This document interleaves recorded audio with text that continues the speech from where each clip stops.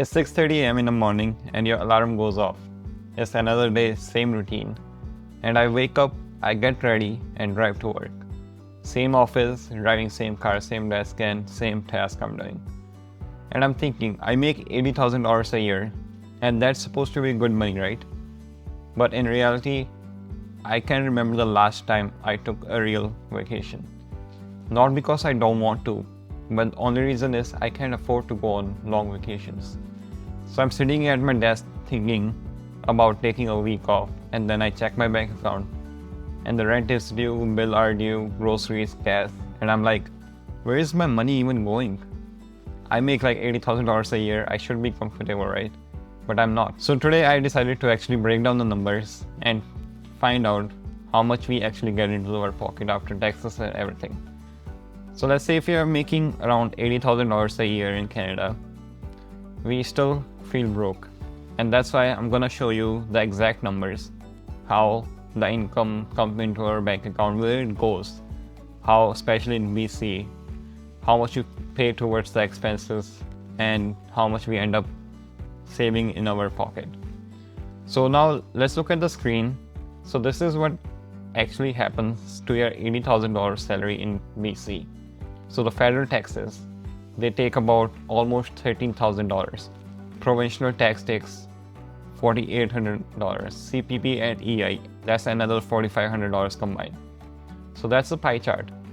27.5% gone before you even touch it. So your real take home is $57,972 a year. So that's about $4,800 per month. So now the actual salary is not $80,000, it's actually less than $60,000. Now let's see where our money goes. On average, if you talk about an average person, so the $4,800, where it go? In Vancouver, average rent is about $2,500 to $2,600. Groceries, if we do bare minimum, $420 per month. But my groceries personally goes to $800, $900 per month. Utilities, if your rent is about $170. Transport, $105 on average. So that's about $3,348 a month just gone. So you're left with only $1,500 a month before car insurance, your phone bill, internet, going out and saving. So this is why I can't afford a vacation. The math doesn't work here. And that's only when you're disciplined. And if anything breaks, cars, laptop repair, some emergency happen, you're stressed. So vacations, you just forget about it. It's just your lifestyle that you just pay your bills and then save for emergency and then just spend it. So you're just trying to make it through the month. Now let's see on the screen. Now here's what makes this even worse. Average salary in Vancouver, in BC, the biggest city in British Columbia, Vancouver, is almost $62,000. And you're making $80,000. So that's about 28% more than the average. But the cost of living is $4,300 per month. So you're taking home almost $5,000 after tax. And cost of living is again $4,400. So the average, you're barely keeping anything. And an average household income in Vancouver is $115,000. So household, I mean husband and wife income. So that's two people, two salaries. And if you're single, you're competing with couples, right? So that's why 80,000 feels tight. Now look at this Reddit post, and I'm not the only one feeling this way. So someone asking, is $75,000 to $80,000 comfortable in Vancouver? And people are saying your take-home pay is $4,500 after tax. So you can find rent for $1,700 to $2,200 if you budget. And no car, no property, cheap hobbies. So you survive, but you're not comfortable at all. You're budgeting everything, saying no to things, hoping nothing breaks.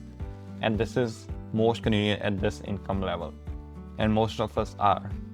In the starting, especially in our career 5 to 10 years, we're making only this much money. But back when I was on my work permit, 80,000 sounds like a lot of money. But when I start making this money, you can't take even good vacation on this income. You can't save much. You can't invest much. When one emergency happens, anything in the house, your car breaks down, you have to buy a new phone, it panics. You don't feel successful, you just feel stuck. And I think a lot of people feel this, but don't say it. So I'm saying it because it's a household situation. It is common situation. Now that was a problem. We need to find solutions somehow, either increase our income. So let's see the practical ways, what we can do to figure out the things, to live comfortable life, to go on the things, to go on vacation that we love, to have some experience when we get old. So we have some experience to share with our granddaughters, grandkids, and with our kids. So first is we need to control our housing cost. I know you don't want to have roommates, but the thing is, if you're single, as long as you're single, life is different after marriage. But if rent is 50% of your income, you have to do something. There are options. Get a roommate, save $800 to $1,200 per month. Move to a cheaper area, save $400 to $600. Saving $500 a month, that's about $6,000 a year. So that's your tax-free savings account maxed out right there. The simple thing is you can't build wealth if rent or your housing cost kills most of your savings. Second, as I say, increase your income. You're early in your career, your salary will grow, but don't just wait. You can negotiate early in your career, negotiate raises. Most people don't ask. You can even switch companies for 10 to 20% raise. Side income, freelance, tutor, whatever, skip the dishes, Uber, DoorDash. That's $10,000 more a year, 600 plus more per month after tax. So there is some breathing room, but again, you have to sacrifice a little bit in the first so you have good life in the future. Third is invest now. So don't be that person that thinks that I can invest later. Even small amounts, most people say I'll invest when I'm comfortable.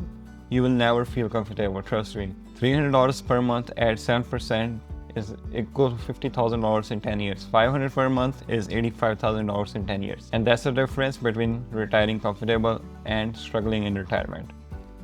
So starting early is the key. You don't need to be rich to invest, just need to start. So $80,000 in Canada, and the honest answer is it's not rich, it's the poor middle class, but it's not bad either.